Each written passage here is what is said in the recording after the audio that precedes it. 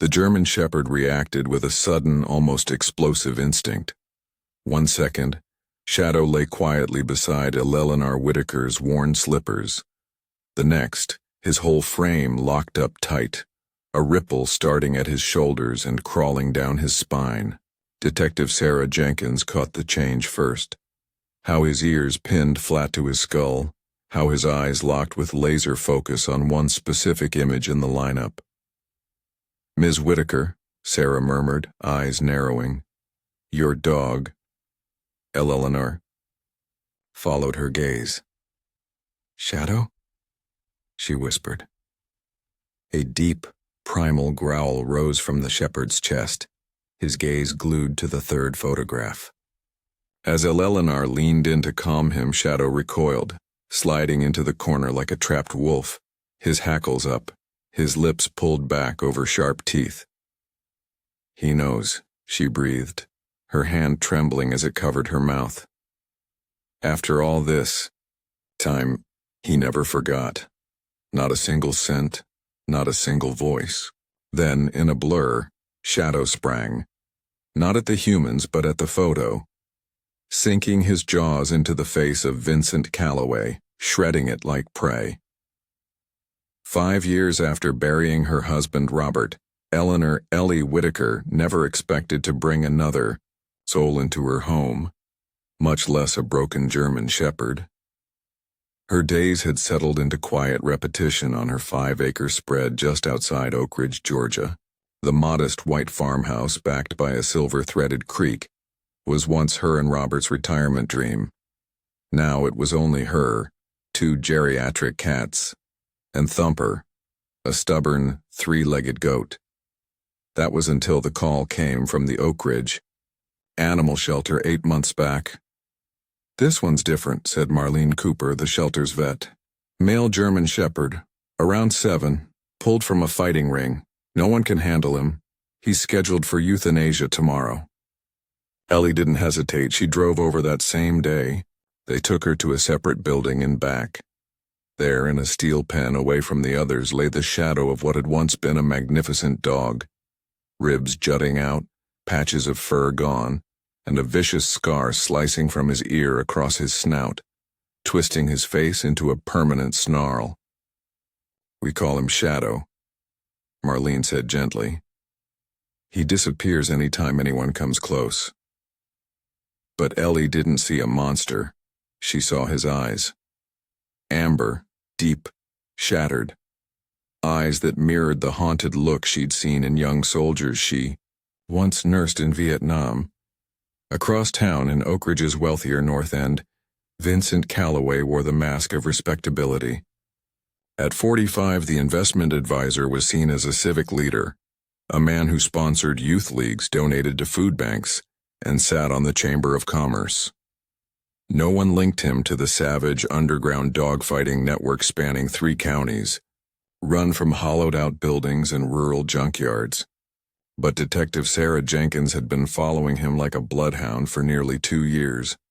At 38, she led the newly created Animal Crimes Unit, a job many of her colleagues mocked behind her back. Her partner, Detective Mike Donovan, had 10 years left until retirement, and saw the assignment as penance for crossing the wrong people. Meanwhile, Eleanor had no clue that rescuing Shadow would pull her into the center of a criminal web that stretched far beyond dogfights. All she knew was that something in that maimed creature's soul had spoken to hers, and at 70, she trusted her gut more than anything. It started out like any other morning on the farm.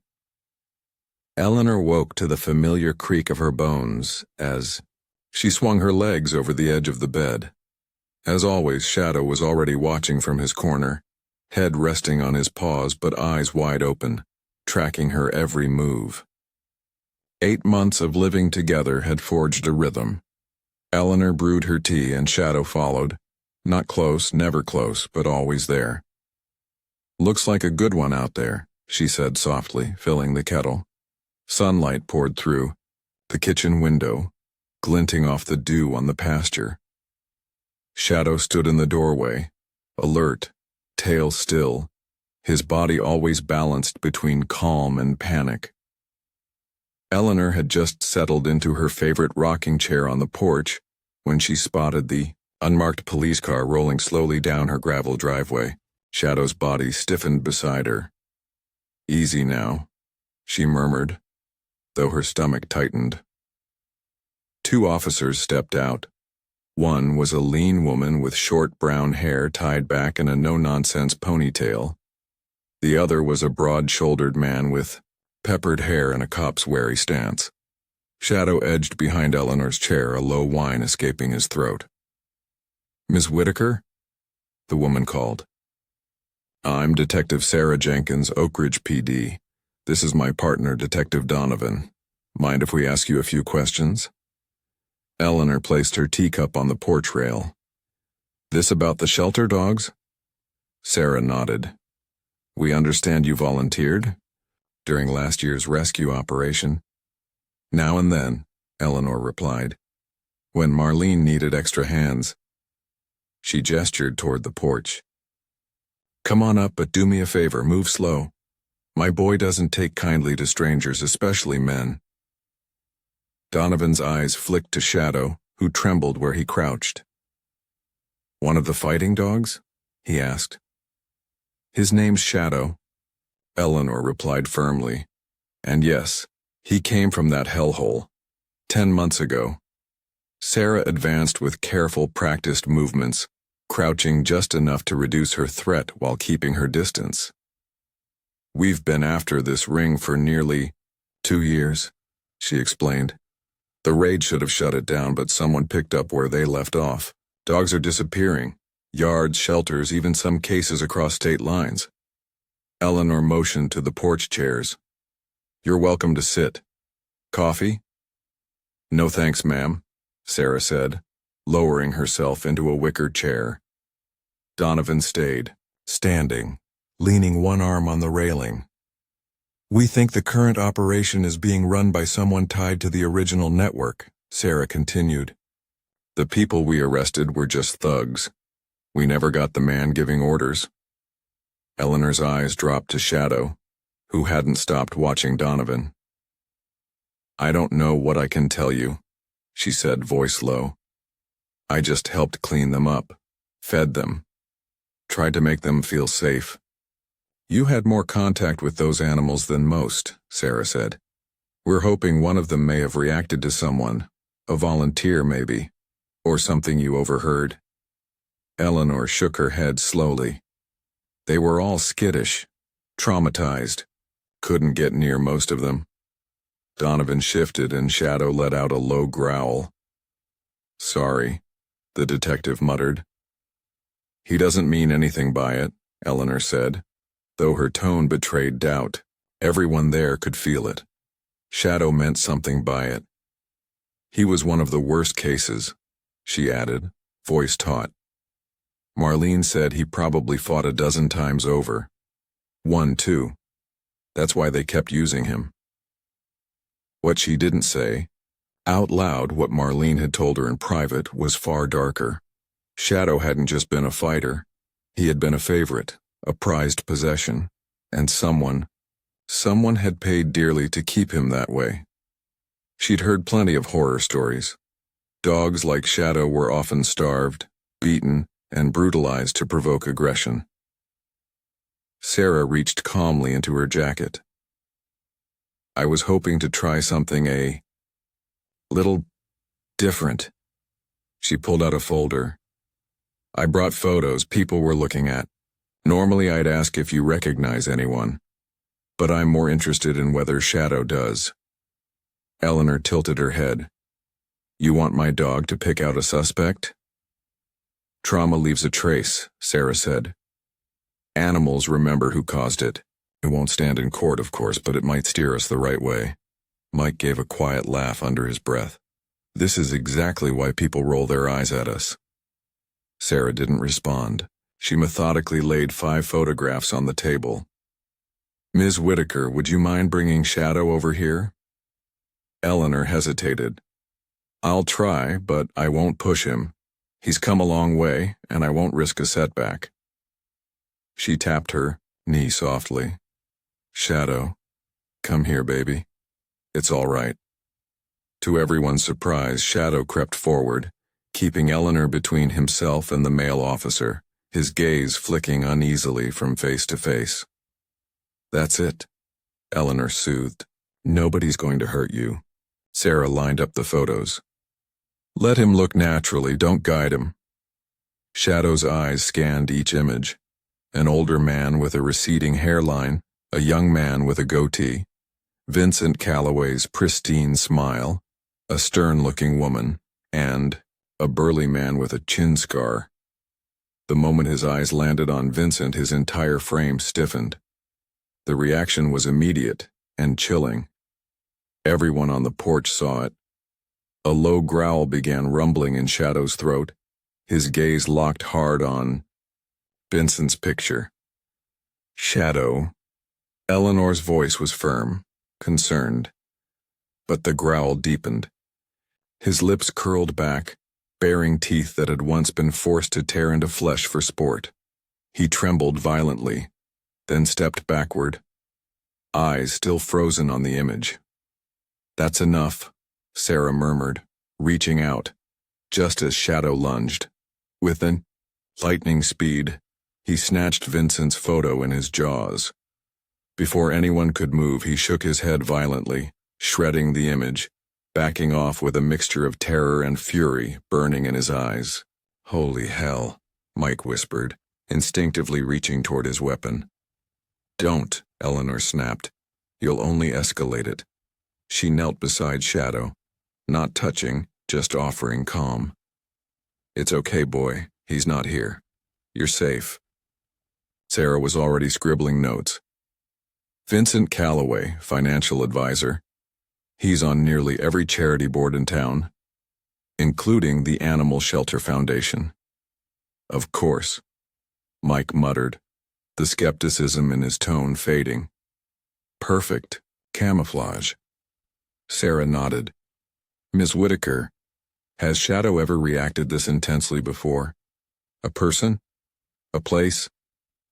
Eleanor stroked his back, helping him settle. Not like this. He fears men, sure. Loud noises, sudden moves. She paused. There was one time. We passed the old Miller place on Route 16.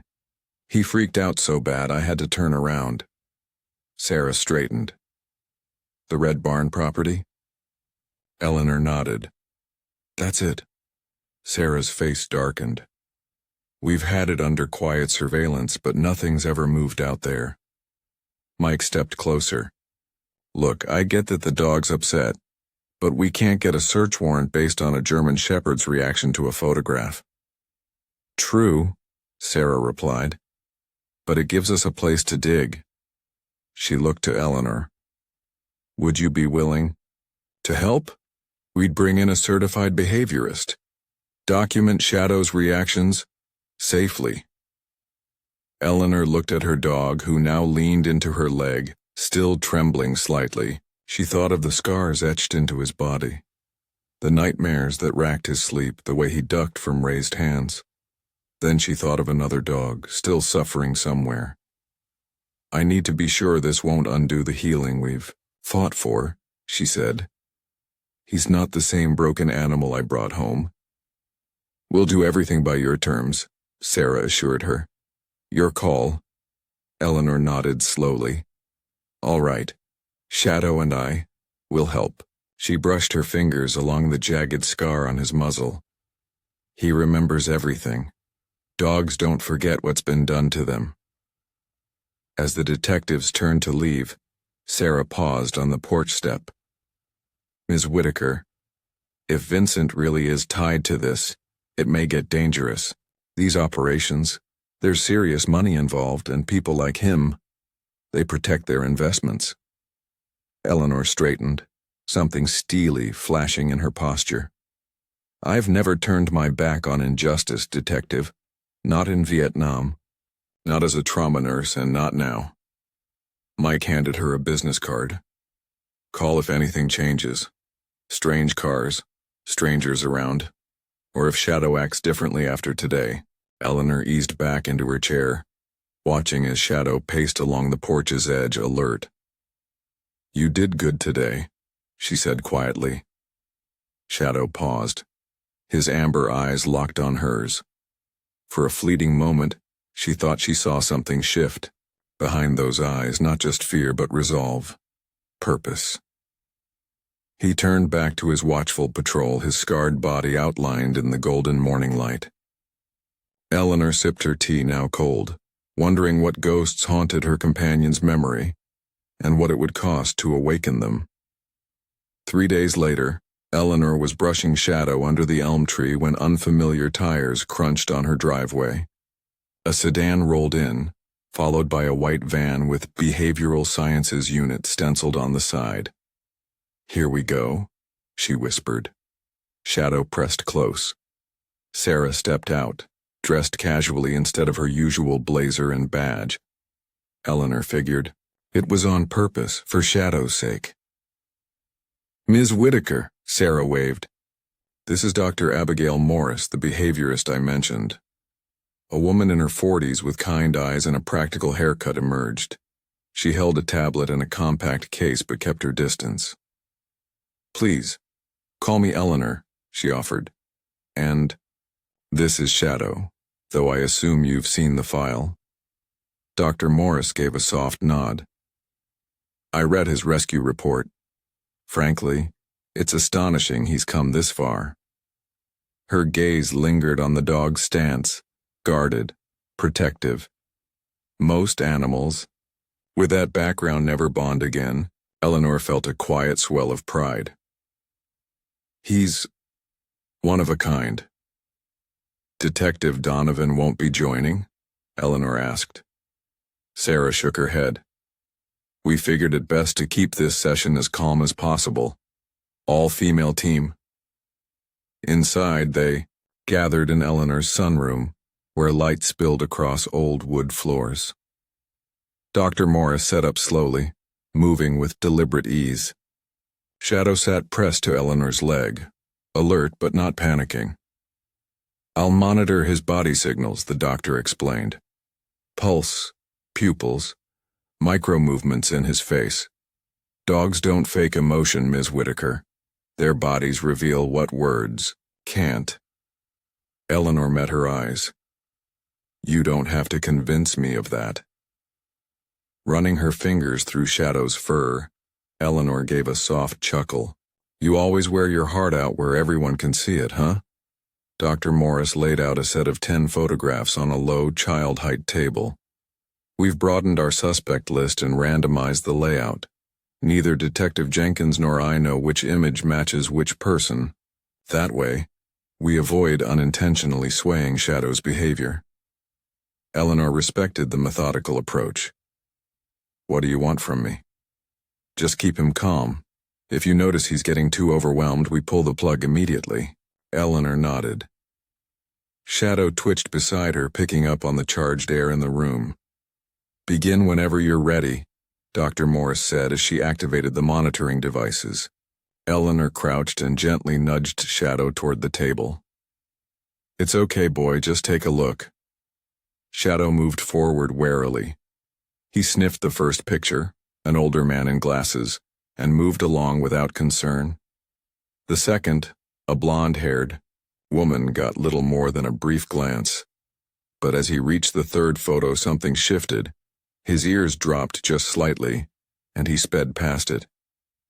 Dr. Morris jotted down a note but didn't speak. It was the 6th photo that brought him to a halt. Shadow stiffened, a tremor rolling through him, and a growl began to simmer in his chest. His eyes locked on the image. "That's Vincent Calloway, isn't it?" Eleanor asked, eyeing the casual clothes he wore, so different from his usual suits. Dr. Morris gave no reaction, staying perfectly neutral as she logged the reaction. Shadow took a step back from the picture and placed himself in front of Eleanor, forming a silent barrier. His growl grew louder, more protective, but he didn't lash out. "It's okay," Eleanor whispered. "It's just a photo. He can't get to you." Reluctantly, Shadow continued. He passed the next few with clear discomfort. But the ninth photo brought something new, something far worse. His entire body went rigid, hackles raised like wire along his back. The growl that tore from his throat was sharp, urgent, almost panicked. "Now that's unusual," Dr. Morris murmured, adjusting her monitors. Eleanor leaned in. The image was of a younger man in full police uniform, smiling like he had nothing to hide. "Who was that?" Sarah moved closer, her face darkening. "That's Officer Jason Riley, new transfer from Atlanta. He's been at our precinct a few months." Eleanor didn't hesitate. Shadow knows him, and not in a good way. Dr. Morris looked up. Both of those reactions, Calloway and Riley, are classic trauma responses. He's connecting these faces with something deeply threatening. Sarah exhaled and rubbed her temples. "Riley's been handling evidence since the raid. He's also been in on our current investigation." She trailed off, shaken. "This either muddies the waters or clarifies them completely," Eleanor said coldly. "If he's involved, it explains how someone keeps staying a step ahead of your case." After Dr. Morris finished packing her tools, Sarah lingered in Eleanor's kitchen. The detective's face showed the cracks of realization, her earlier confidence replaced by unease. "I can't take formal action based solely on Shadow's behavior," she admitted. "But it gives me enough to dig into Riley quietly." Eleanor handed her a cup of tea. "Which puts Shadow and me on someone's radar." Sarah gave a grim nod. "I'd post protection, but if Riley's part of this, then you can't trust who's on your own team," Eleanor finished for her. Sarah looked exhausted. "I'll drive my own car and park down your side road tonight. No sirens, no lights." Eleanor stirred honey into her tea, then gave a soft smile. "I appreciate it, but we've weathered storms before. This house has been standing for a century, so have I." That night, as twilight poured gold across the porch, Eleanor sat on the swing with Shadow lying alert at her feet. The fields glowed gently, but something felt off. "Guess we kicked the wrong hornet's nest," she said quietly. Shadow's ears twitched, but his gaze never left the tree line, that spot near the trees. He'd been watching it since the others left. Not moving, just watching. Eleanor's mind slipped back to the day she first brought him home. He'd refused to exit the back seat of her station wagon, curled tight and trembling for nearly 3 hours. When he finally stepped inside, he'd kept to the corners like he was preparing an escape. For weeks, he slept wedged behind the toilet, the tightest, safest place he could find. The first time he came to her willingly, it was storming. Eleanor had been reading when a thunderclap sent Shadow barreling from the bathroom to her chair. Shaking, he pressed against her legs. "It's just thunder," she whispered. "Can't hurt you." She'd lowered her hand slowly, leaving it near him. After a long pause, he nudged her fingers with his nose. That small touch nearly broke her. That moment of trust was everything. Her thoughts shattered as the phone rang. She stood up from the swing, voice steady. "Stay, boy. I'll be right back." The voice on the line was male, unfamiliar, and fake-friendly in a way that felt rehearsed. "Ms. Whitaker, this is Gregory Simmons from Oak Ridge Animal Foundation. I hear you've been working with one of our cases, a German Shepherd, I believe." Eleanor's knuckles whitened around the phone. The Foundation knew Shadow personally. They wouldn't speak like that. "Who are you really?" she asked. Silence. Then the man dropped the act. "You're holding something that isn't yours. Something valuable." "Shadow belongs to no one," she said, trying to keep her voice even. "Least of all you. Animals are assets, Ms. Whitaker. Expensive ones. That dog represents serious money. Blood money," Eleanor snapped. Torture money. Her voice cracked with rage. Careful now, he said coolly. That little nurse's pension of yours won't cover security for an old house like yours. People your age have accidents all the time. Fires, break-ins, slips and falls. Eleanor clenched her free hand, furious. Is that a threat, Mr. Calloway? Another pause. You're making dangerous assumptions. And you're underestimating me, she said. I've lived through worse than you. His tone turned icy. That dog is broken now, but he still serves a purpose. Think about that. The line clicked dead. Eleanor lowered the receiver slowly, her fingers trembling. Shadow stood in the doorway, gaze locked on her. He knew. He felt it. We're okay, she said softly, though they both knew it wasn't true. That evening, Eleanor made 2 calls. First to Sarah, detailing every word of the phone threat. Then she picked up the phone again and called an old friend. Marlene, I need a favor. I need everything you can find on Vincent Calloway, especially his connection to your rescue. Center. Marlene's reply nearly knocked her breath away. Vincent? She said, stunned. He's Laura's nephew. You remember my sister? He helped her run it. We secured funding last year thanks to Eleanor. But now, everything just snapped into place like a nightmare puzzle. Vincent's ties to the shelter gave him access to everything. Intake records, adopter profiles, staff routines. He had the perfect setup. Marlene? Eleanor said, her voice trembling with restrained fury. I think your nephew is behind the fighting ring the police have been tracking. The room fell silent. No, that's not possible, Marlene murmured. Vincent runs our adoption fairs. He donated 20 grand for our new surgical wing. The perfect front, Eleanor replied, echoing something Sarah had warned earlier. And the easiest way to monitor which rescued dogs might recognize him. Like Shadow. Marlene's face drained of color. Oh my God. If you're right, Eleanor, then you're in serious danger. Eleanor turned toward the window where Shadow stood alert in the fading light. We both are, she said quietly. But I'm done running. As dusk turned to night, Eleanor double-checked every lock, pulled the heavy curtains shut, and set her late husband's baseball bat next to her bed. Shadow, who normally curled up in his corner, lay at the foot of her bed, eyes fixed on the door. You're a good boy, she whispered, placing a hand on his back. We're in this together.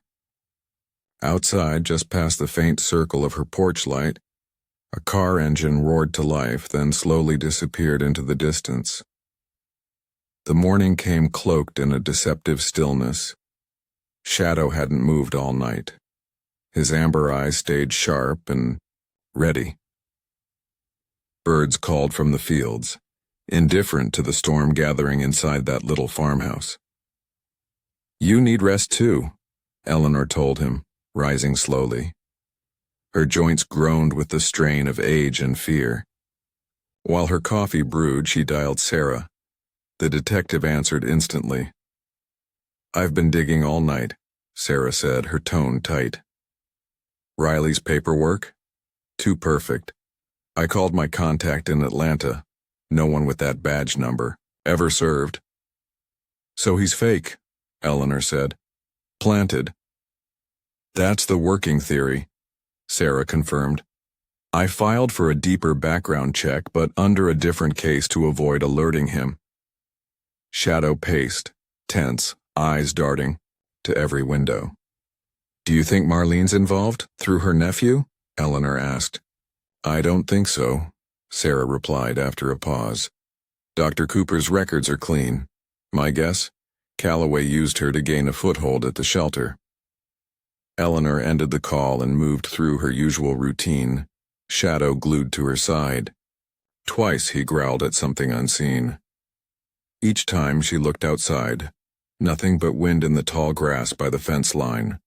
Around mid-morning, she heard tires crunching down her gravel drive. Shadow's body stiffened. Not fear, not aggression, but intense awareness. Eleanor pulled the curtain back. Marlene's blue SUV. "It's okay," she told Shadow, though. Her stomach tightened. She hadn't expected Marlene to show up after yesterday. The woman climbed out of her car looking like she hadn't slept, hair frayed, blouse wrinkled, hands trembling.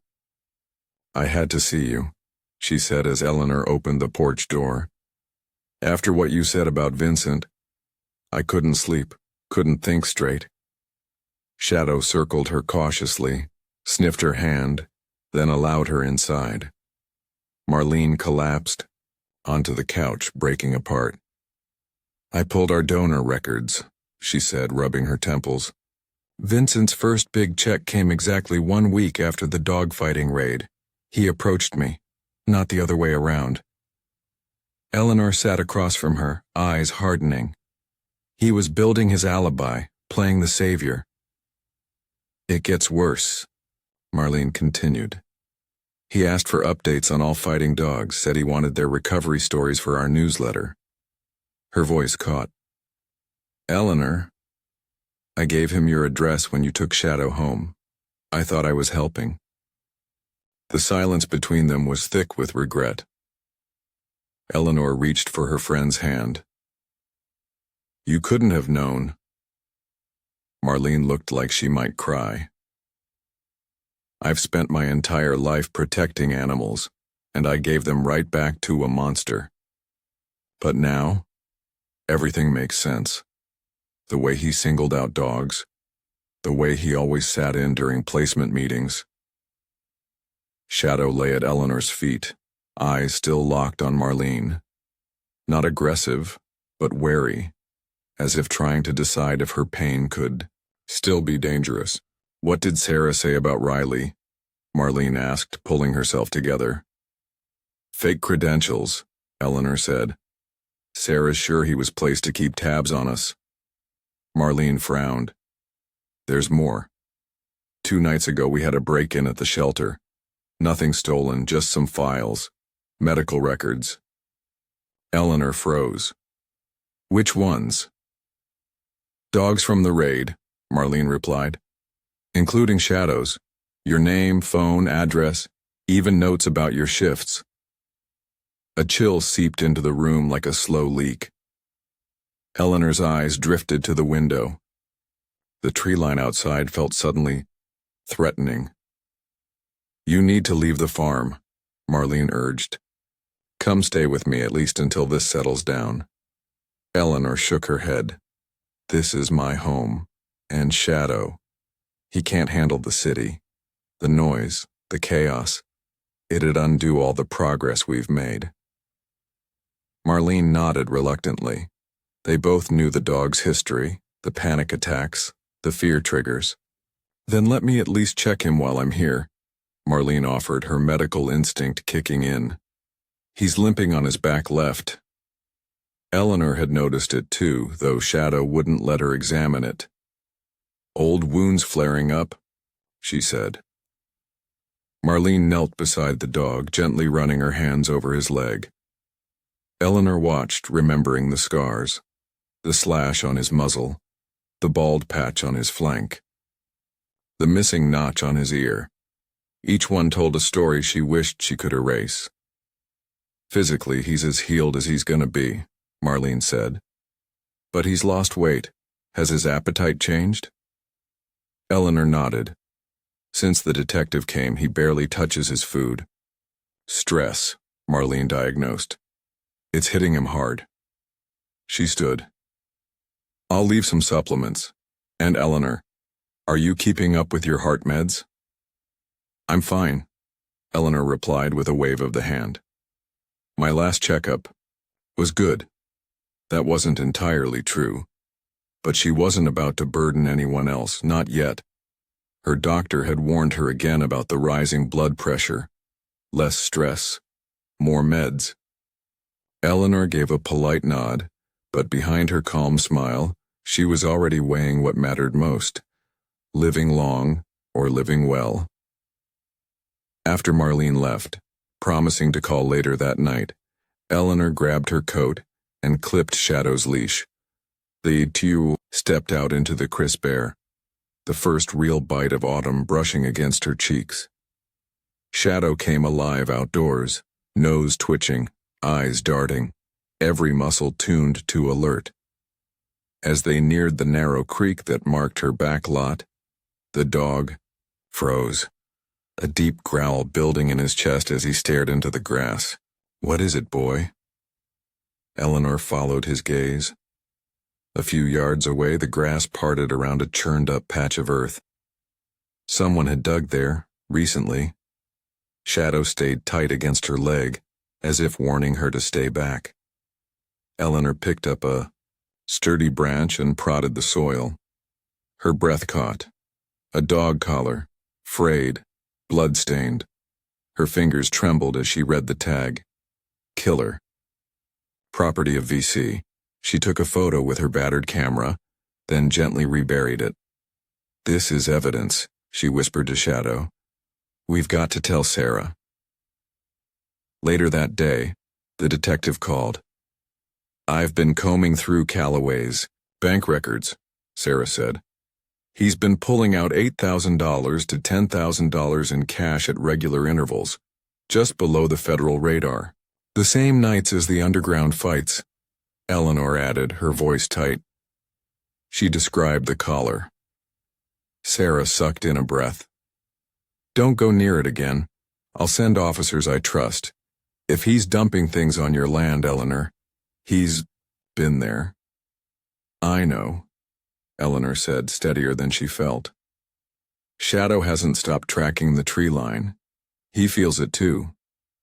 Sarah paused. "I'm coming out there. Not official. Just a friend with camping gear."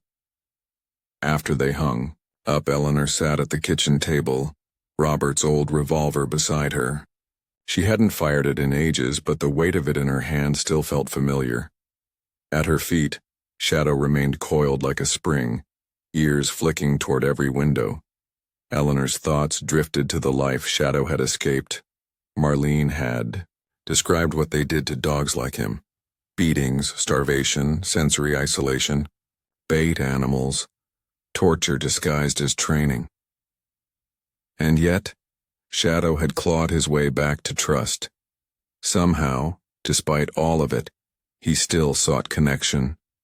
That miracle, his resilience, was something Eleanor vowed never to take for granted. By late afternoon, Shadow's pacing grew urgent. He moved from room to room, pausing to glare through the windows. "What do you sense?" she asked, following his stare. His ears twitched, alert, not scared, just ready. Eleanor grabbed her binoculars from the hallway and scanned the woods. Nothing but tangled brush and old trees, until a flicker of movement drew her eye, something pale shifting behind the oak leaves. She adjusted focus. There, behind a massive trunk, a young woman stood, binoculars to her face, watching the house. "Well now," Eleanor breathed. She considered calling Sarah, but held back. This wasn't the threat she'd been bracing for.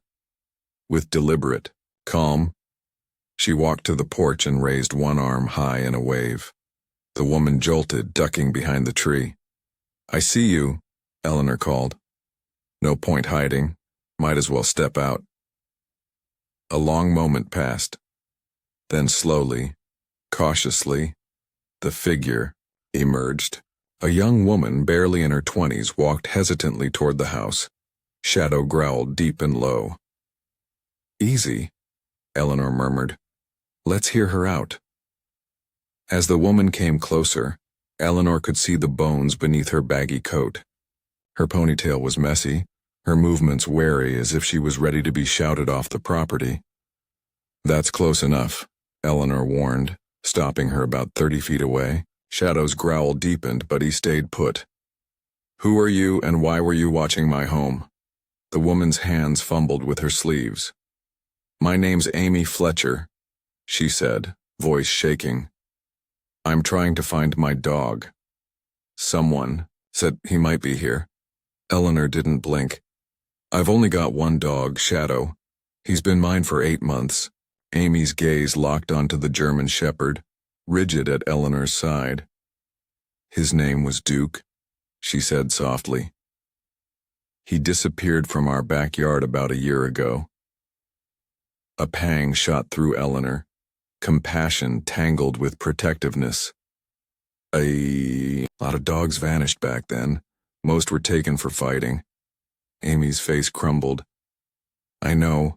The cops showed me photos from the rescue. They asked if I recognized any. I couldn't tell. They were all so... Her words fell away, suffocated by memory. Shadow came from that ring, Eleanor said gently. If he was Duke, he's not the same anymore. Tears streaked Amy's face. He had a diamond-shaped patch on his chest. Eleanor's breath hitched. Shadow did have that patch, one of the few markings not hidden by scars. She glanced down at him. He stood rigid. Wait here, she told Amy, and led Shadow inside. From the window, Eleanor watched the young woman cry into her sleeve. No threat, just raw longing. A person clinging to what was once hers. Eleanor crouched beside Shadow. Do you know her, boy? She whispered. His amber eyes were unreadable, uneasy, not hostile, but not recognizing. He didn't soften. He didn't move. Eleanor returned to the porch alone.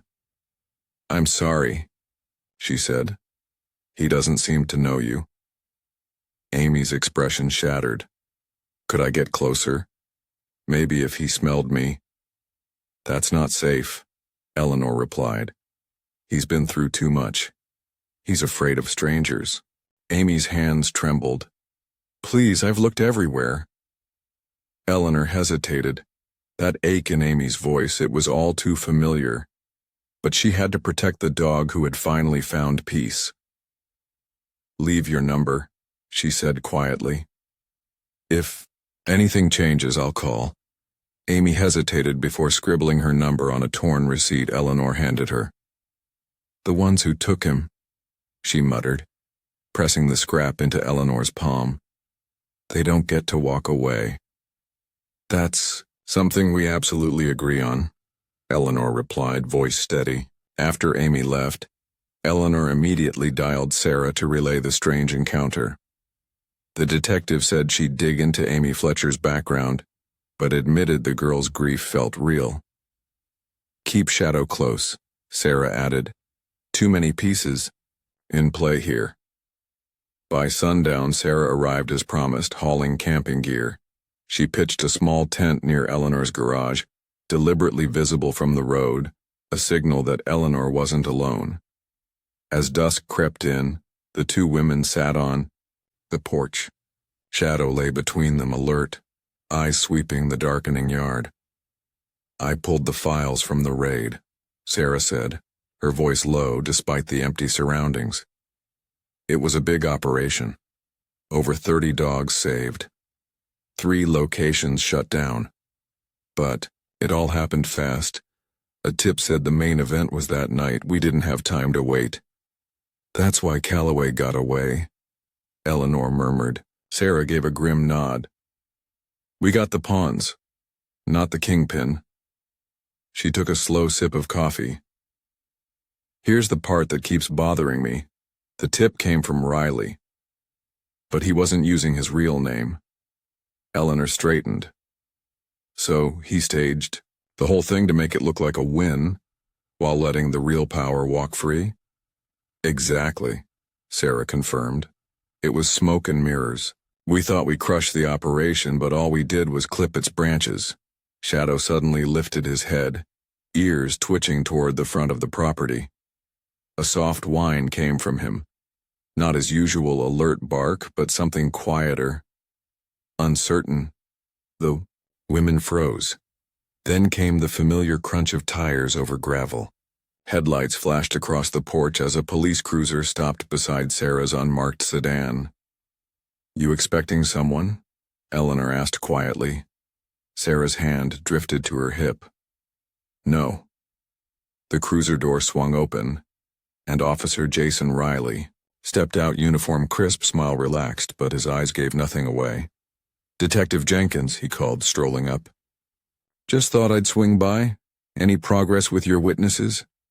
Sarah rose, cool and composed, blocking his line of sight to the house. "Tying up a few loose ends. What brings you out here?" "Chief wanted this area watched. Lot of talk about the missing dogs," Riley said, then glanced past her toward Eleanor. "Evening, ma'am. Beautiful shepherd you've got there." To Eleanor's eye, Shadow's reaction was telling. His body lowered, tail tucked slightly, and he shifted, closer to her, not in fear but in submission. It was eerily different from his growl at Vincent's photo, but just as chilling. "He's a rescue," Eleanor said evenly, her fingers stroking Shadow's fur. Riley nodded, his tone all sympathy. "Lots of sick people out there, hurting animals. He's lucky to land somewhere safe." The way he emphasized safe made Eleanor's skin crawl. "Was there something specific you needed, officer?" Sarah asked, tone clipped but civil. Riley rested his hand casually on his belt. "Just doing the rounds. Heard you've been looking into the old ring case, off the record. Figured I'd offer a hand." The temperature between them dropped. Sarah kept her polite smile. "I appreciate it, but we've got it under control." Riley glanced down at Shadow again. "Funny how animals remember," he said. "Past shapes them in ways we don't always notice." He looked Eleanor dead in the eyes. "Sometimes what looks like bad luck is personal." The menace in his words wasn't subtle. Eleanor felt her heart begin to race but kept her expression unreadable. "In my experience, officer," she said coolly, "violence doesn't happen by accident. There's always a reason." Something flickered in Riley's gaze. Surprise, maybe, at her defiance. "Well, I should get back on the road," he said after a beat. "You ladies stay safe. Quiet out here." They watched without a word as he returned to his cruiser and drove away, the gravel popping beneath his tires. "He knows we're on to him," Sarah murmured.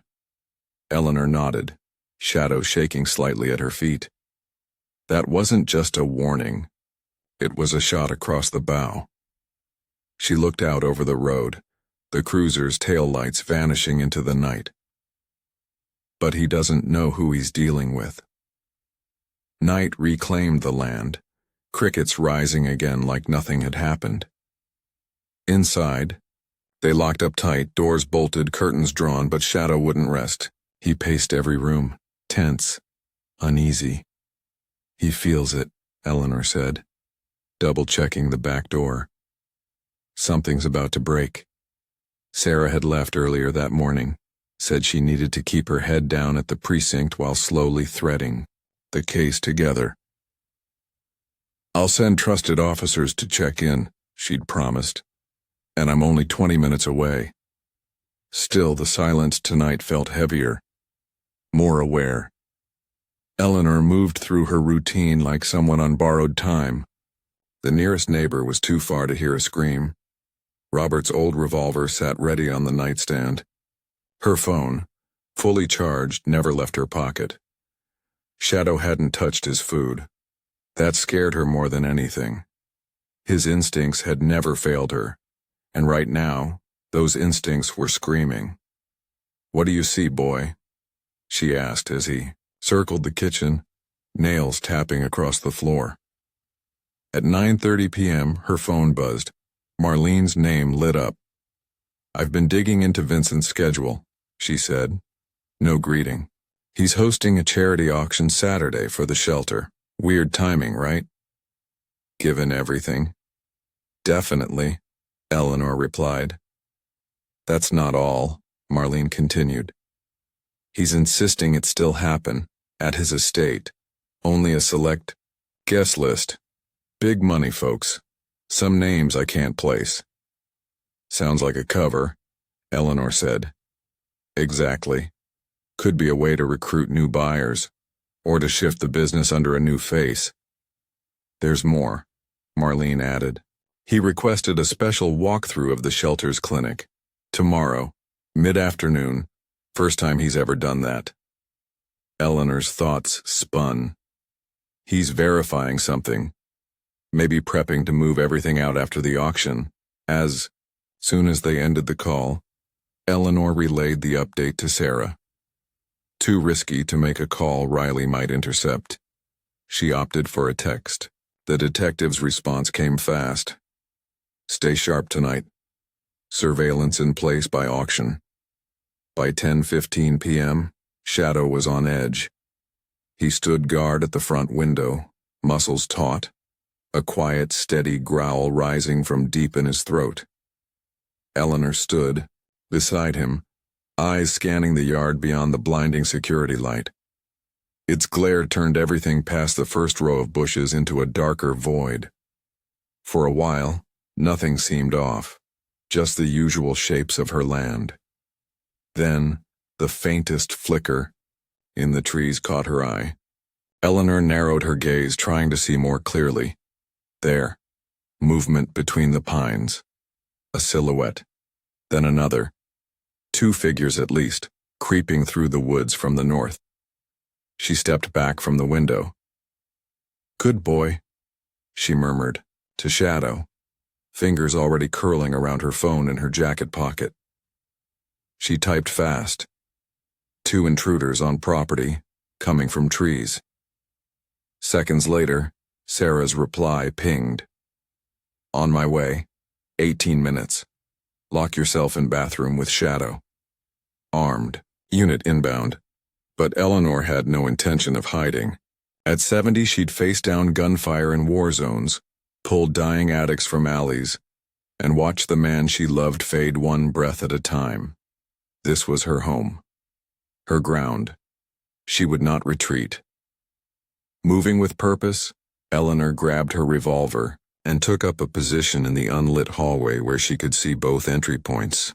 Shadow pressed close to her leg, silent now, as if he sensed that any sound could give them away. Time slowed. Every breath was deliberate, controlled. Her nurse's training returned. Stay focused. Evaluate. React. Then, barely audible, the scrape of metal against the kitchen door lock. Eleanor tightened her grip on the revolver, finger resting along the frame. Not on the trigger. Robert's voice echoed in her mind. Always confirm. Always aim with purpose. The kitchen door creaked.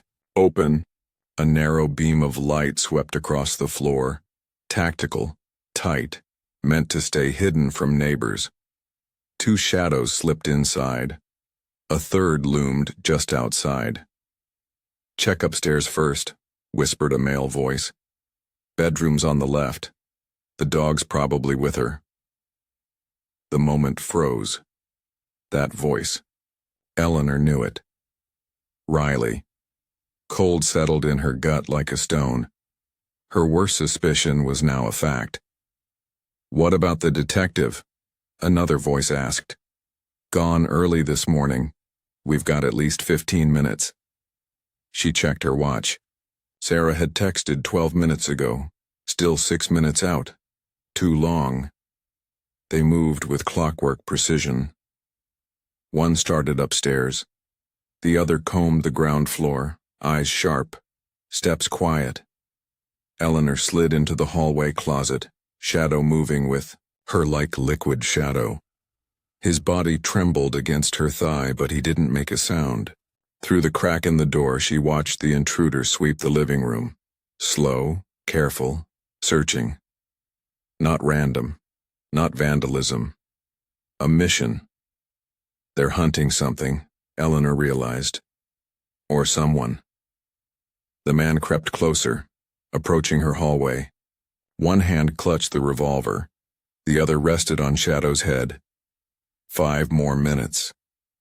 The flashlight beam skimmed the edge of the floor, halting inches from the closet door she'd left slightly ajar. Shadow tensed. Muscles coiled. "Hayes, down here," the man called out in a hush. "Nothing upstairs." Footsteps padded down the stairs. "She's gone. Bed's made. No sign of anyone sleeping here."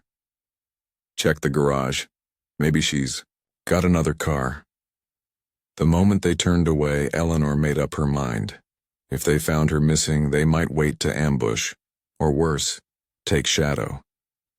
Neither option was on the table. "Oak Ridge Police," a voice thundered from outside. "We've got the house surrounded, hands where we can see them." The intruders froze. Then chaos. "It's a trap," Riley yelled from beyond the trees. "Grab the dog, go out the back."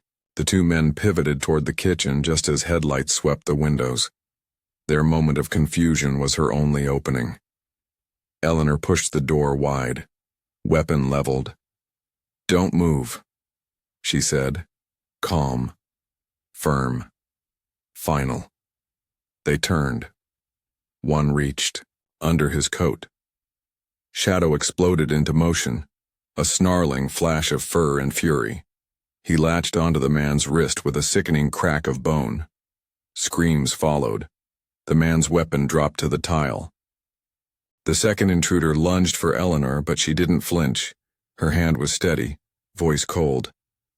"I was putting bullets through tin cans before your daddy learned to walk, son. Don't make me prove it."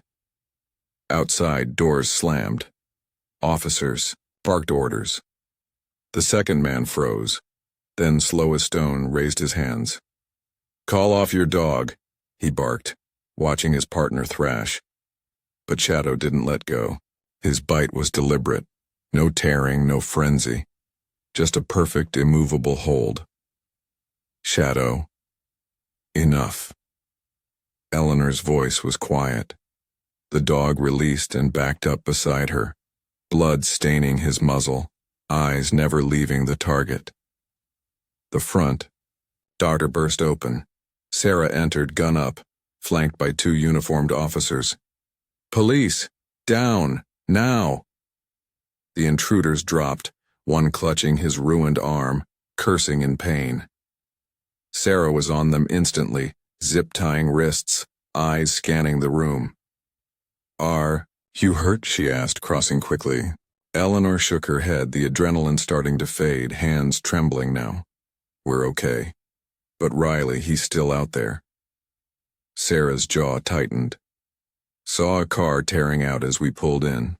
Already called it in." She looked around, at Eleanor, the revolver still in her grip. At Shadow, stained with blood but unmoved from her side. "You two," she said, "make one hell of a team." With the suspects hauled outside, Eleanor finally let herself collapse into her armchair. Her heart still pounded, but her hands were steadying. Shadow sat pressed against her legs, watching her. The shaking from earlier gone, replaced by a calm that matched her own. "You saved my life," she whispered, stroking the scars behind his ears. "You didn't run. You stood with me." He responded by resting his chin on her lap, a gesture so full of loyalty it brought tears to her eyes. Sarah returned, holstering her sidearm. "Both in custody," she said. "One's—" She sat stiffly, on the couch across from Eleanor, the weight of everything catching up to her. "He slipped away, but we'll get him," Sarah said, her voice firm but tired. "Every officer in the county is on it." What were they even after? Eleanor asked, her fingers still curled protectively on Shadow's fur. "You," Sarah said, her face darkening. "You were the target. Riley was supposed to send a message, punishment for interfering, and they were under orders to take Shadow back." "They think he's theirs?" Eleanor asked, her tone sharp. "Calloway sees him as property. Damaged maybe, but still valuable." The word damaged made Eleanor's jaw clench. Shadow was wounded, yes, but broken? Never. The courage he had shown tonight was proof of that. "We found this in their vehicle," Sarah said, lifting an evidence bag filled with syringes and vials. "Combat drugs, designed to make dogs vicious.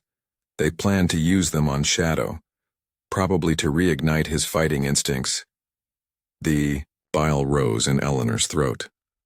The idea of Shadow being forced back into that hell made her physically recoil. Now we've got direct evidence. Calloway's connected to the whole ring. And the guy Shadow bit? Hayes Mitchell, ex-dogfighter from Tennessee. Warrant out for his arrest. And his phone? Text messages from someone listed only as V. Tonight's plan came straight from them. Outside, the air had stilled again. Only the soft crackle of radios and the pulse of red and blue lights cut through the silence. The adrenaline was gone. All that remained was a deep ache in Eleanor's bones, a creeping reminder of how close she'd come to losing everything. "You don't look good," Sarah said bluntly. "You need medical attention." Eleanor waved her off. "I need my house secure, and I need my dog protected. That's all I care about right now." Shadow hadn't moved from her side. He stood between her and the door, a silent sentinel.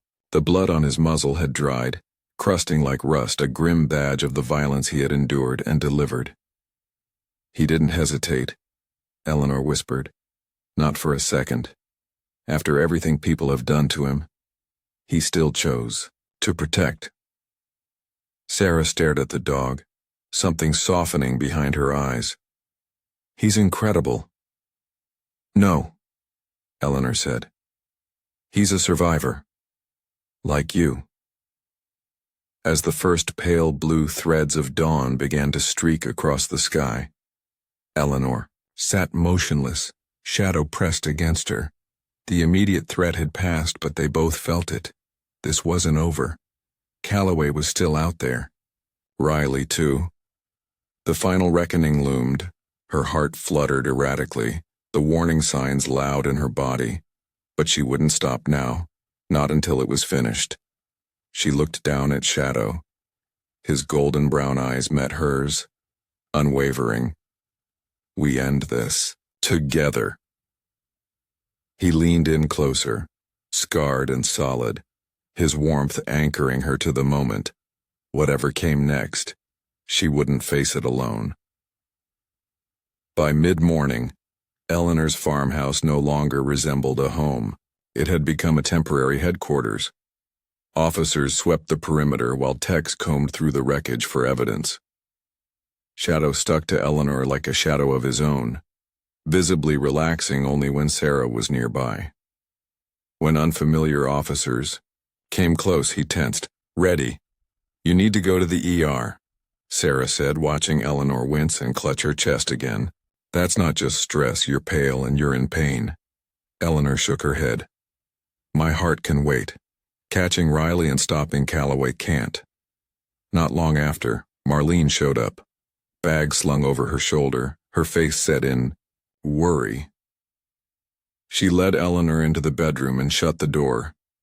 Minutes later, the diagnosis came like a punch. "Your blood pressure's spiking and your heart rhythm's all over the place. This is serious, Ellie." Eleanor shrugged on her sweater. "Just give me something to get through the next few days." Marlene's voice cracked. "This isn't a pulled muscle, Elle. You're risking a heart attack." "I'm 70, Marlene. I've lived my life." She looked toward the hallway. Shadow sat there, waiting. But those dogs, they haven't even started theirs. Reluctantly, Marlene injected her with stabilizers, but not before extracting a shaky promise. She'd seek proper care within 24 hours. Back in the living room, Sarah had spread a map across the table. "We've narrowed it to 5 properties, all within a 30-mile radius, all remote enough to hide an operation like this." Eleanor's eyes scanned the points marked in red. "The charity auction's tomorrow night," Sarah added. That's when they'll move. We have until 10 p.m. to find the right place. And we don't have enough clean officers to cover them all. Eleanor's brow furrowed. What about Shadow? Sarah looked up, startled. He knows Calloway, knows Riley, and he remembers the smell of that place. Marlene, standing nearby, chimed in. Dogs can retain scent memories for years. If they're using the same location, he might recognize it. Sarah hesitated. You're talking about taking him back into trauma, and you'd have to go too. He only trusts you. Eleanor nodded without flinching. We've made it this far. We'll finish it together. They planned fast. Shadow would be driven past each site. Eleanor would watch his reactions while a few trusted officers stood ready to move. If they follow their usual pattern, Sarah explained. The fight begins around 10 right after Calloway's auction wraps. That gave them 36 hours, no more. But Shadow was already restless. He paced from room to room, circling back to the map like something was drawing him in. Eleanor noticed it, followed her instincts. She pulled the map onto the floor. What is it, boy? She asked softly. He sniffed every corner, then slowed. Eyes narrowing as he reached the lower right section, he pawed at a patch near the county line, an old stretch of farmland, one of the 5 targets. Sarah, Eleanor called. Come here, look at him. Sarah knelt beside them, watching as Shadow fixated on the spot. The old Prescott farm, she muttered. Supposed to be abandoned, but recently it was bought through a shell company. That's it, Eleanor said, sure as stone. That's where they're keeping the dogs. Sarah still looked skeptical. Could just be coincidence. It's not, Eleanor said, firm. He's telling us. We just have to listen. Once the decision was made, they agreed to start with the Prescott farm, then move on to the other sites if needed. As Sarah coordinated final steps with her team, Eleanor felt a sudden wave of dizziness rise in her chest. She grabbed onto the arm of the sofa, grounding herself, hoping no one would see her falter, but Shadow sensed it immediately. He whined low in his throat, leaning into her leg like he was bracing her body with his own. Eleanor eventually sank into the cushions, the world tilting slightly. Shadow gently placed his head in her lap, a gesture of such pure empathy that it brought tears to her eyes. I'm okay, she whispered, brushing his fur. Just tired. But it wasn't only exhaustion. The pressure of the last few days had worn down her heart, already fragile with age. Marlene's meds gave her short relief, but Eleanor knew the signs her body was warning her. She might not have the strength this case demanded. By early afternoon, the plan was in place.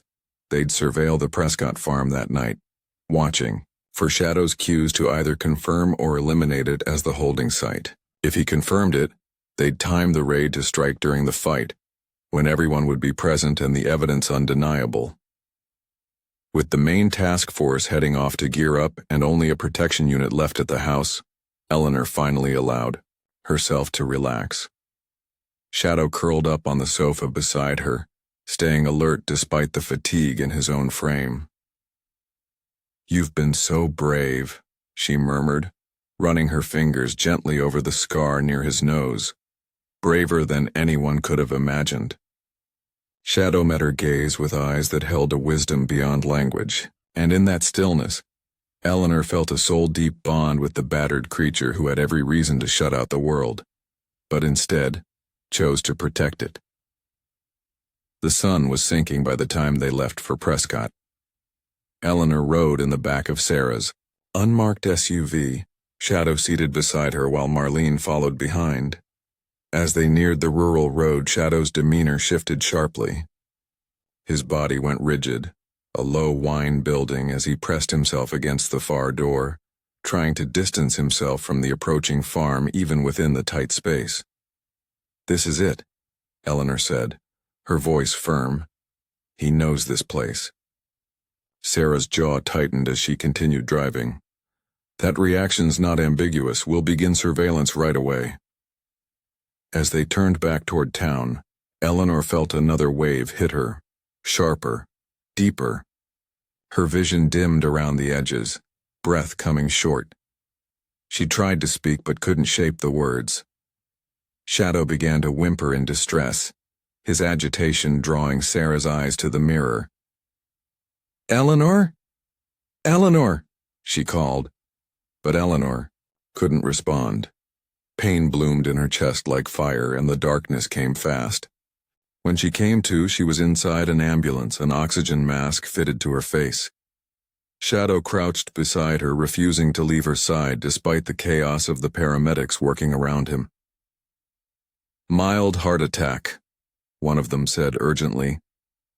"We need to move. Cardiology now." Eleanor reached weakly for the mask, trying to pull it down. "The dogs," she rasped. "Sarah needs help."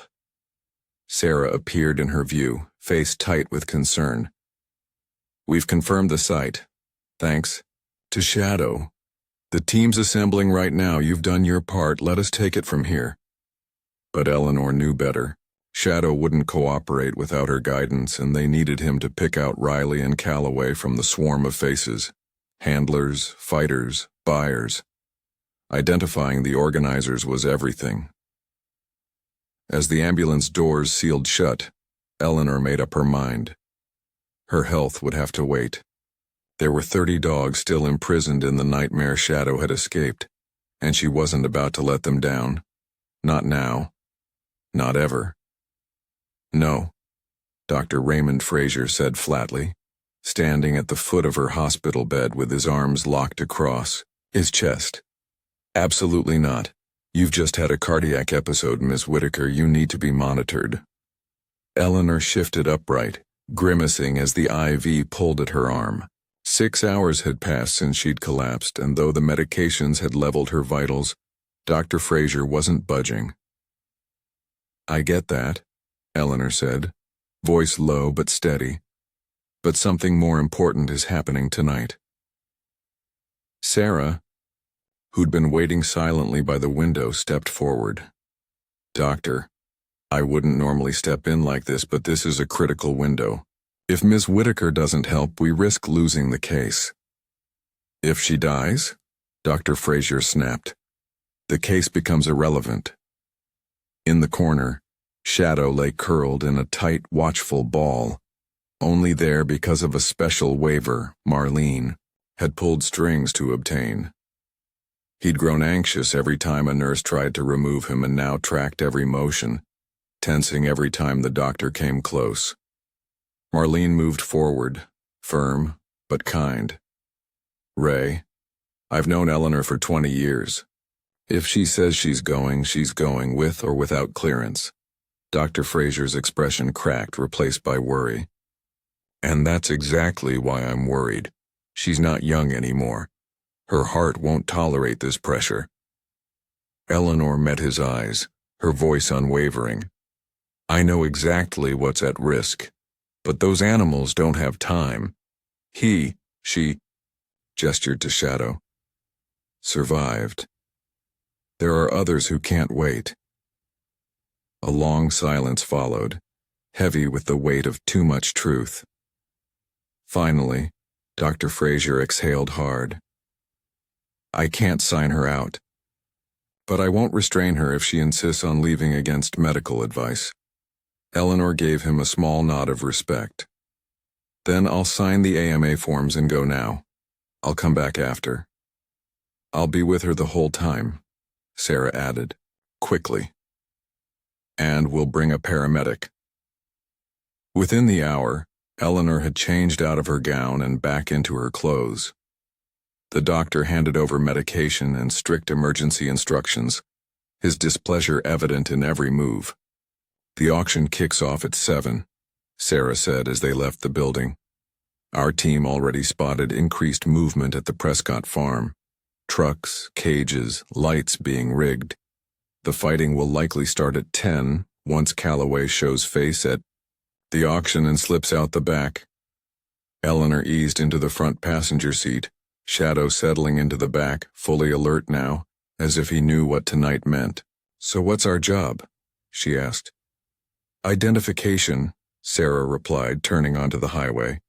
"We've got plainclothes officers inside, but they need to know who exactly to flag. Riley and Calloway are the big ones, but Shadow might help us uncover more. Anyone involved in this ring." The plan was simple and dangerous. Eleanor and Shadow would wait in an unmarked van just outside the perimeter of hell. The team gathered near a remote county maintenance depot 3 miles from the Prescott property, cloaked in dusk. A dozen officers suited up in full tactical gear, running final checks on comms equipment. Tension hung in the air like static before a storm. Eleanor could feel the weight of the operation in every clipped word and steely expression around her. As she was being wired with a concealed transmitter, Mike Donovan approached. Once skeptical about Shadow's involvement, Mike now spoke with a trace of respect. "Heart holding up?" he asked, his voice gruff but genuine. Eleanor gave a faint smile, her eyes steady. "Still ticking." "We've clocked 27 incoming vehicles so far," he reported. "Calloway still at the auction house, but Riley was seen on the property about an hour back." He hesitated. "Look, are you certain about the dog? If he panics or lashes out at the wrong moment..." Eleanor placed a gentle but firm hand on Shadow's head. "He won't. He knows what's at stake." Mike gave a reluctant nod. "We move in 30. Surveillance vans ready when you are." As agreed, a paramedic named Keith joined them, carrying a compact med kit laced with emergency heart meds. Eleanor let Keith check her vitals one more time, then turned her full attention to Shadow. Cupping his scarred face in her hands, she spoke in a low, steady voice.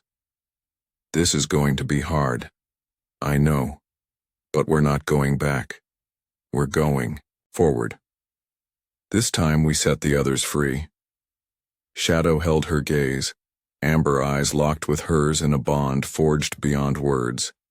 He leaned forward, pressing his forehead gently to hers. The gesture nearly broke her. In silence, they rode out to their post. The van parked in a stand of trees overlooking the Prescott gate. Through powerful optics, they had full visual on arrivals. Shadow sat between Eleanor and Sarah, body tense but composed. "First car coming in," the driver called out. A black SUV glided past. Shadow didn't react. "Not them," Eleanor confirmed. The pattern held for several more vehicles. No reaction, only notes made. Then came a silver Mercedes gliding faster than the rest. Shadow's demeanor shifted in an instant. His muscles tightened. A low growl rose in his throat.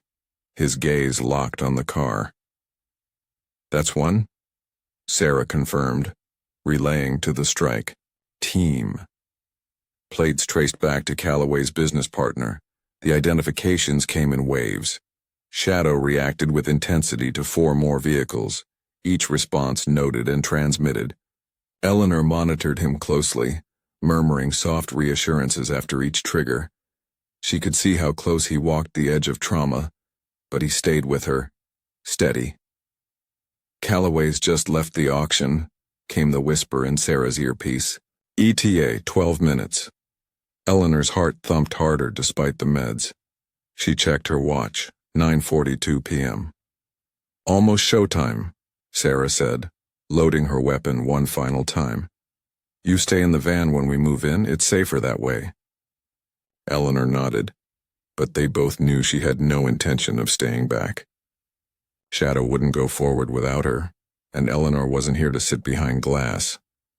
A low hum of an engine signaled another vehicle, this one slower, darker, a sleek black Jaguar creeping up the dirt path. Shadow's body surged, not just a growl but full alert, teeth bared, shoulders squared, fur raised along his spine. "Calloway," Sarah confirmed through binoculars. "Riley's in the passenger seat." It was all lining up. The barn was confirmed as the central staging area, all targets accounted for.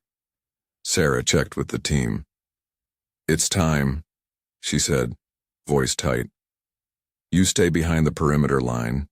Shadow joins the second wave, but only if he stays calm." Eleanor agreed aloud, though she already knew she'd go as far as Shadow did. As she stepped out of the van, a sharp ache flared in her chest, her body's warning bell, but she pushed it down. Some things were worth the risk. The first tactical wave breached the property perimeter. The second team crept toward the barn. Eleanor and Shadow waited with Keith behind the designated safety line, watching flashlights slice through the dark. Then, chaos. A side door burst open. A figure bolted into the trees. Riley. Eleanor recognized him even in the shadows. He ran straight toward them, not realizing they were there. Shadow sensed him first. The dog's body locked onto the moving figure, all focus, all instinct.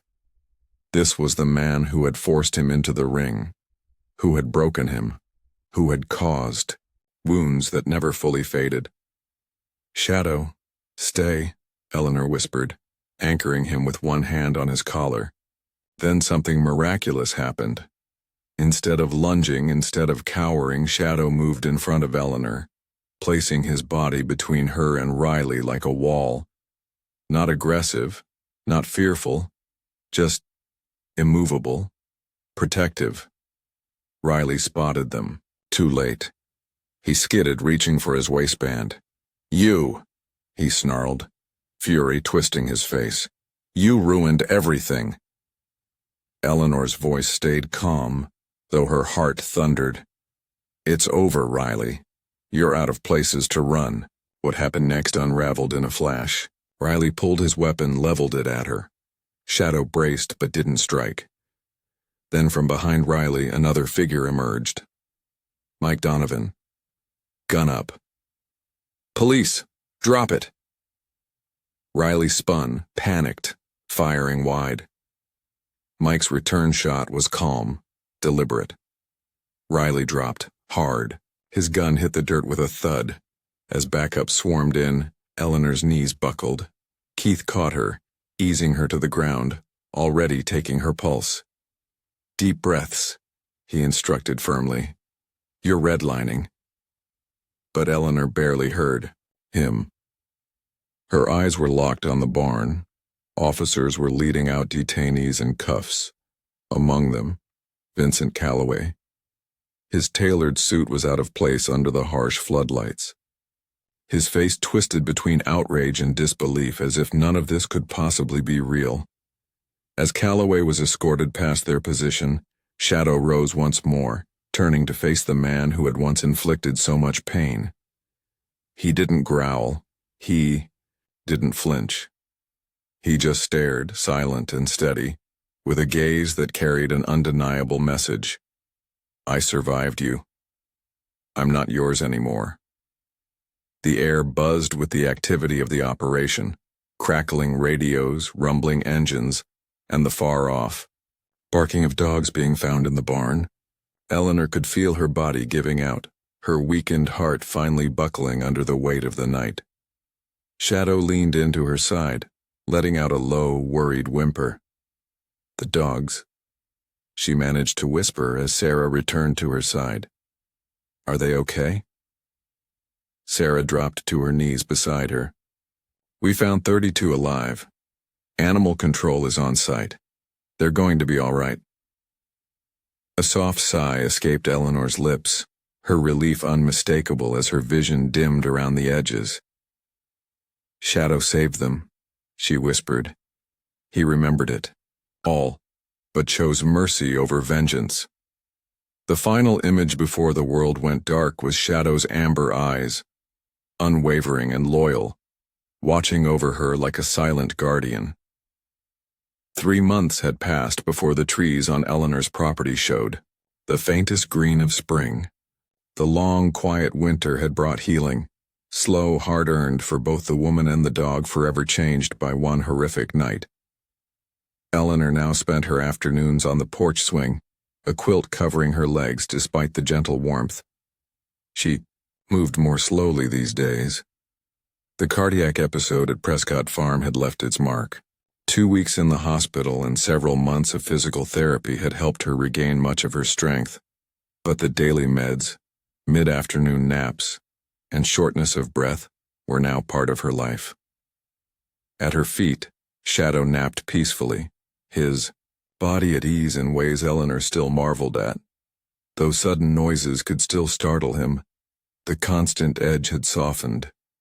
The sound of gravel crunching in the driveway brought his ears forward, tail wagging softly as Sarah's car rolled into view. "Well, look who's here," Eleanor murmured, patting his head. "It's our Sarah." The detective stepped out of the car, holding a folder and what looked like a bakery box. She looked younger out of uniform, her hair loose, jeans and a soft sweater replacing her usual badge and utility belt. "You're looking great," she called as she approached. "Both of you." Shadow stood to greet her, accepting her touch with ease. A bond of trust earned through quiet visits and shared silence during the early days after the raid. "What news do you bring?" Eleanor asked, gesturing to the seat beside her. These visits had become routine, Sarah always bringing updates and the two of them always ending up talking about the dogs. Apple pie from Marie. "Doctor gave the thumbs up," Sarah said, placing the box between them and flipping open the folder.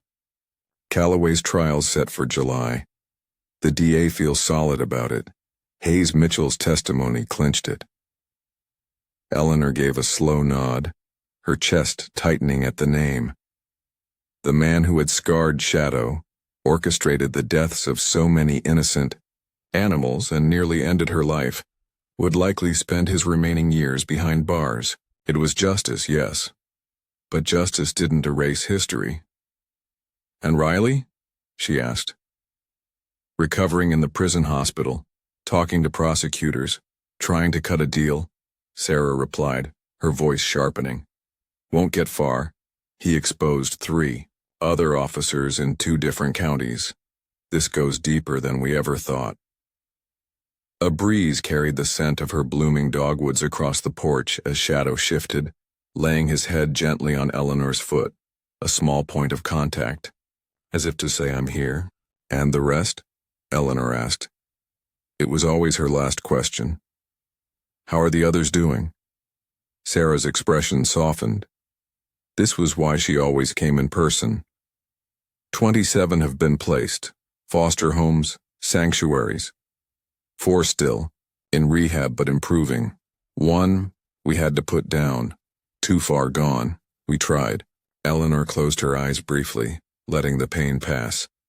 Losing 1 still hurt, but saving 31. That was more than she'd dared hope. "And Duke?" she asked. Sarah smiled. DNA confirmed it. He's Amy Fletcher's missing dog. The scars made it tough to tell by sight, but science doesn't lie. She's visited twice at the sanctuary. He's improving, slowly. Long road. Sarah hesitated, then added, "She's asking about Shadow again." Eleanor's hand instinctively touched Shadow's fur. "And you told her?" "The truth. Shadow's not Duke. Similar markings, different dog." Relief flooded Eleanor, followed instantly by guilt. Amy's grief was real, but the bond between her and Shadow was carved from something deeper than ownership. "There's one more thing," Sarah said, retrieving an envelope. "Officer Mike Donovan asked me to give you this." Eleanor's brows rose. Mike had only come once after the raid, awkward but sincere. Inside the card, his note was simple. A thank you for her courage, and an invitation. He wants to bring his grandson to meet Shadow. Eleanor read aloud, eyes wide. Sarah nodded. He's 7, obsessed with police dogs. Mike thought maybe a positive experience with a child could help Shadow too. She paused. "If you think he's ready." Eleanor glanced at Shadow, curled peacefully at her side. 3 months ago, the idea would have terrified her.